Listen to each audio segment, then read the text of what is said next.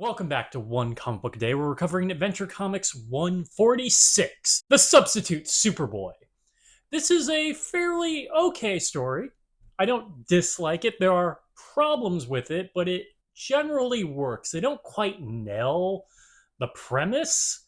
I think there's a lot of character work that would have helped and maybe a better climax, but still, it does what it attempts to do. And, well, a lot of Superboy stories don't quite pull that off.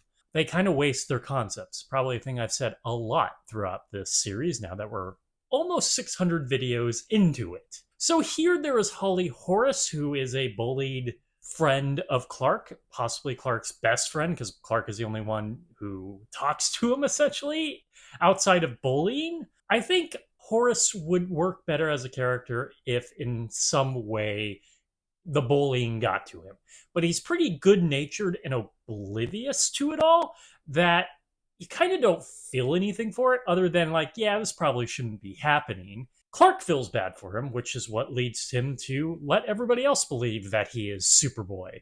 Clark saves the day at a factory that leads to him glowing, and instead he moves this glowing all onto Horace, so all the kids assume that he is Superboy.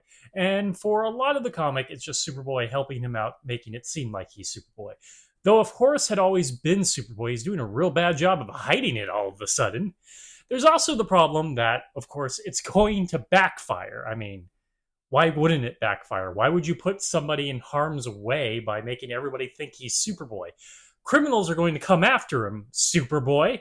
You should know this. That does eventually happen. Now, I like the idea that he's helping Horace out and giving Horace all these opportunities. Maybe it would work better if Horace in some way felt bad. We're helping build his confidence. But there never seemed to be anything all that wrong with his confidence.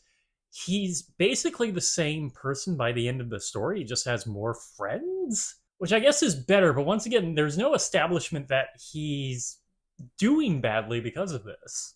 He seemed perfectly fine with the bullying, even though the bullying was wrong. I just wanted more work into the character of Horace. Eventually, it does backfire, and Superboy is forced to have to save Horace. Luckily, the criminals kidnap both him and Horace to build a fake airport, don't ask. Using a lot of smoke tries to trick planes into landing. I said, do not ask! So Superboy uses a bunch of planes to make sort of a wind machine. Though a fun idea, it's not really him doing it, and also, couldn't Superboy just blow it away with his breath to begin with?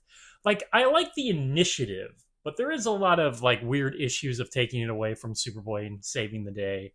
He just kind of rallies it all together, and he has, like, the powers to get rid of the smoke by himself. Hell, he could just suck it all up. That's not really a blast against it. I'm more annoyed that Superboy doesn't really make, like, machine himself, and he's, like, carrying the airplanes to make him more involved in defeating the villains at the end. And he gives a speech to the kids after he reveals that no, Horace isn't Superboy by him bringing Horace back. That changes the kids' mind, which I don't think would actually change the kids' minds. But it still has sort of a lovely ending, and he is helping somebody. Just a little more work in the idea that he needed help. It doesn't have to be, super dark with what's happening with Horace. Just, having a little bit of negativity helps bring out the positivity of Superboy's kindness and gentleness.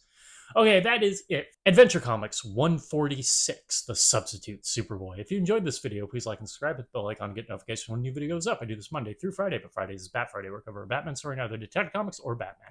And until next time, let's ponder the question, whatever did happen to the boy of tomorrow? Do you think they legitimately went back to bullying Horace at the end? Like, there had been no consequences at it, seeing that, well, he doesn't seem to feel bad.